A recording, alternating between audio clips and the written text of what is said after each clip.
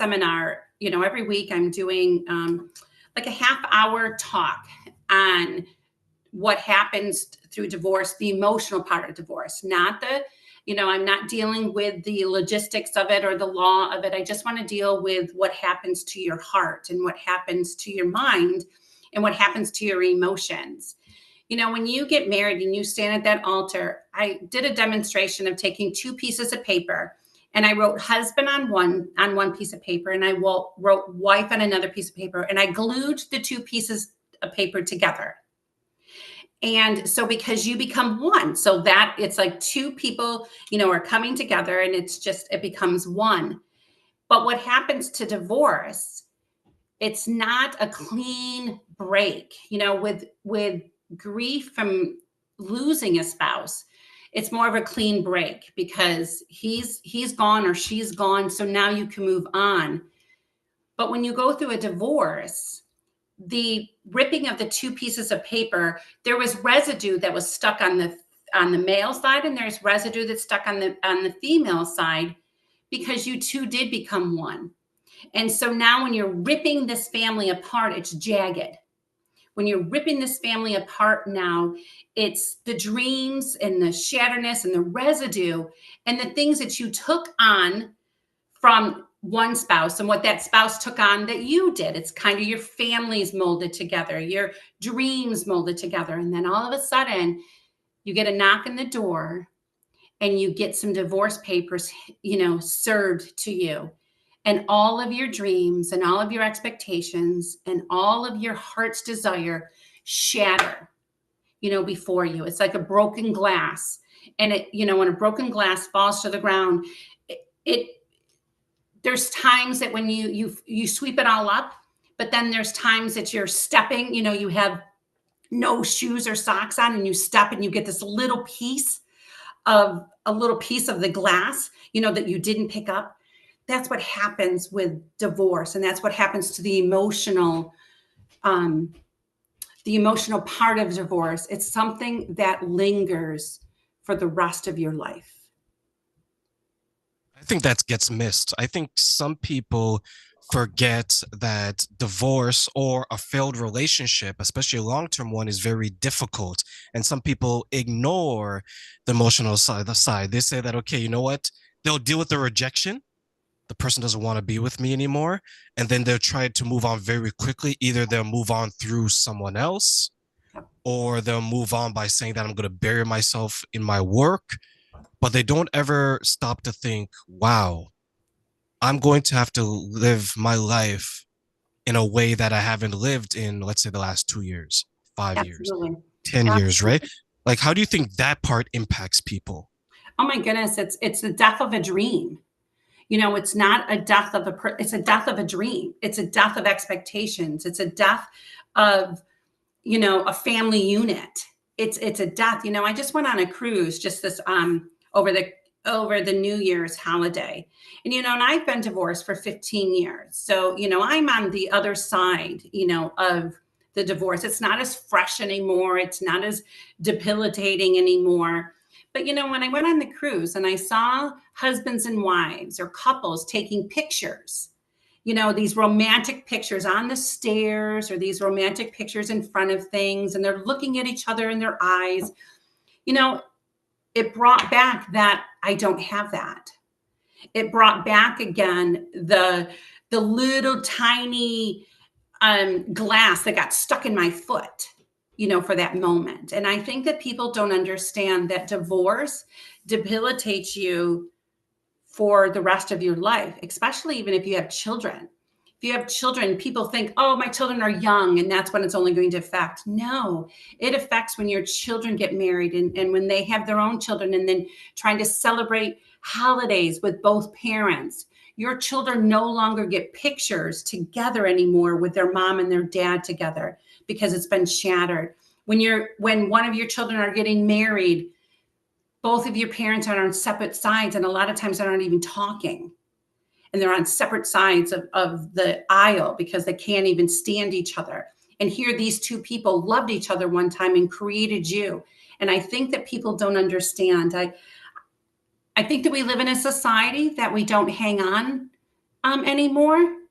I think that we just run and go and we move on to the next person. But what people aren't understanding is if you don't heal from the frying pan that you were in and you're jumping to the next frying pan, I don't think people realize the residue that you're leaving. I don't think that people realize the brokenness that you're carrying and the lies and the healing. And so I joined a support group, a divorce support group, to be somebody that can support people. And I am so surprised how many of these women are saying, hey, what kind of dating sites are you guys on? Hey, what are you doing in relationships? Hey, how long did you wait, before you got into a relationship after, oh, my husband and I just filed for divorce. So where are you going, to get relationships? And I'm like, to me, I'm floored because I don't date. It's been 15 years and I haven't been on a date in 10 years. But I do that because my heart, I'm not willing to sacrifice my heart and my healing, anymore. And these women just want to immediately go back in. And I think that my friends and I, we talk about when I got divorced the first time, because I've been divorced twice. When I got divorced the first time, when I went through my divorce, I was on the prowl, to be married again, because that's all that I knew. All I knew was to be a wife. But the longer I was away from being a wife, and the longer I was away from dating, and the longer I was away from having another kind of relationship, the more that I didn't need it. I didn't need it as much as I needed it when I first got divorced, because I think when you first get divorced, you carry on so much of that resentment, that pain, and you want to find somebody that's going to love you again because you don't know how to do this alone. And I just think that people need to take the time and really build relationships. And some people are getting divorced out of, that whole thing, 80-20. You're divorcing in the 20% and you're not looking at the 80 because you're so overwhelmed with that 20%. And you're walking away from marriages so fast today.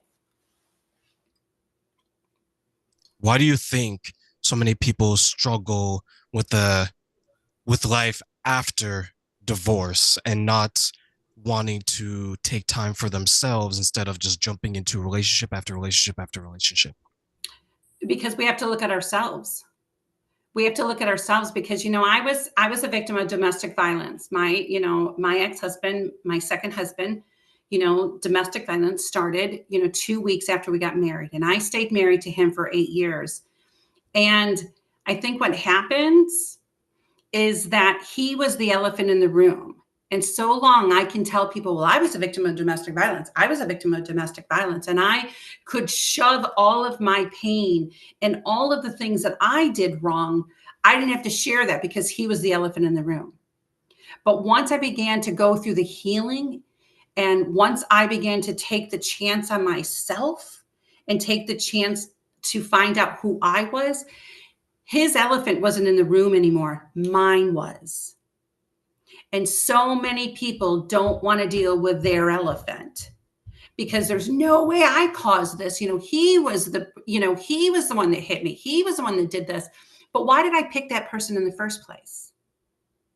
Why was I attracted to that in the first place? Why didn't I see the red flags in the first place? Because I was also an elephant in the room. And people don't want to deal with that. Was that something that was difficult for you to acknowledge and move forward from? Absolutely. Because the thing is that I then wasn't the victim anymore. When he was the issue, I wasn't the victim and everybody can feel bad for me. But when when he left the room and I dealt with that, I then was not the victim anymore. I was actually somebody that was at fault. There was some fault in it. And I am not saying, and please, I don't want your audience to think that it's okay for a man to hit you. It is not okay. It is not for anybody to ever put their hands on you. It's not okay for you to be diminished to an inch size. It's not okay. But what I'm saying is that once you deal with that's what happened, then you begin to start dealing with yourself and realize you picked it for a reason. And I saw red flags. There were red flags, but I think that we turn away from those red flags because of that 20% that we see what he's doing. But before we get married, we need to deal with those 80-20% beforehand, because we need to realize, and especially as men and women, when you first meet them, they put their best foot forward. This is the best that it's going to get. And if the best that it's going to get is him not calling you, him like putting your phone call to voicemail, him not showing up, him forgetting money to pay for the bill, all these different things that we're going, oh, he just had a bad day. The day that he screams at you when you're not married, oh, he just had a bad day.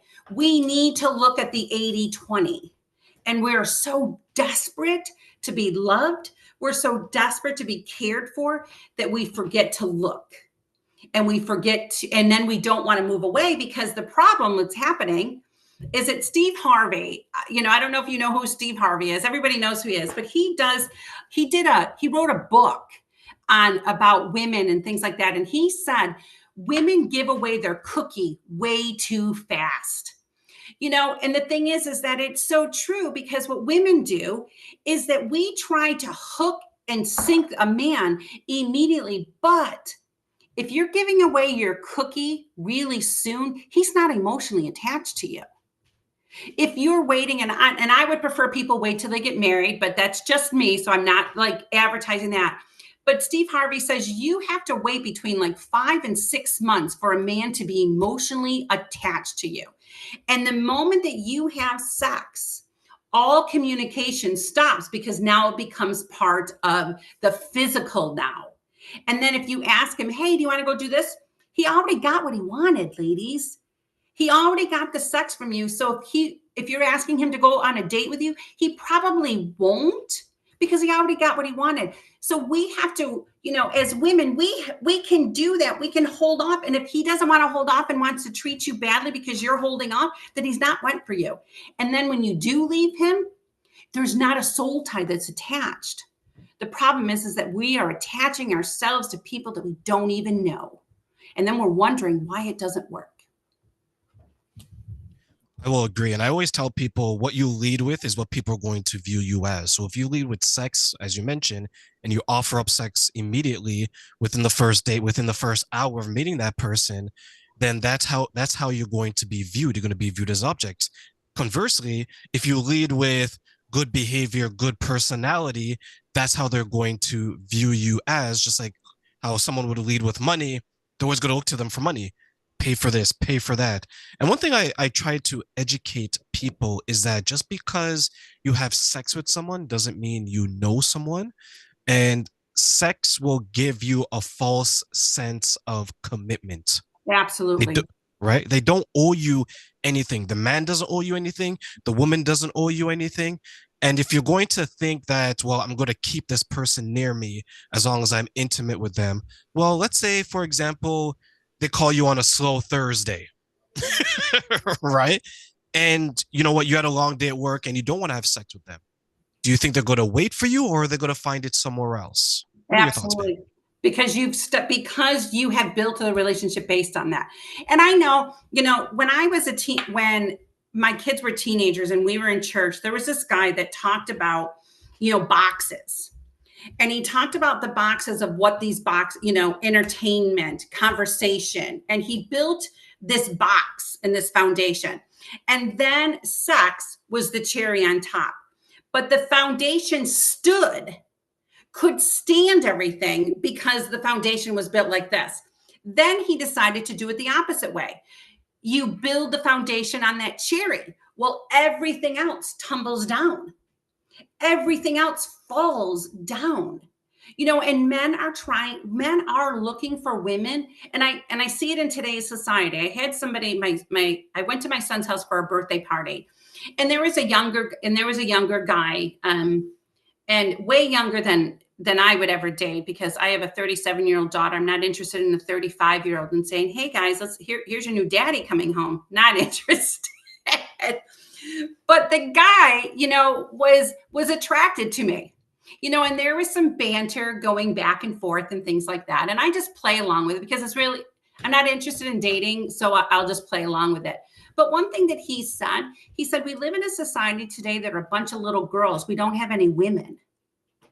And he said, and that's why the younger generation, the younger guys, are now looking to the older women, because they will take care of us. They will fan our ego. They will make it all, about us and them. We live in a society today that women are making it about them and not understanding. People don't want to be the old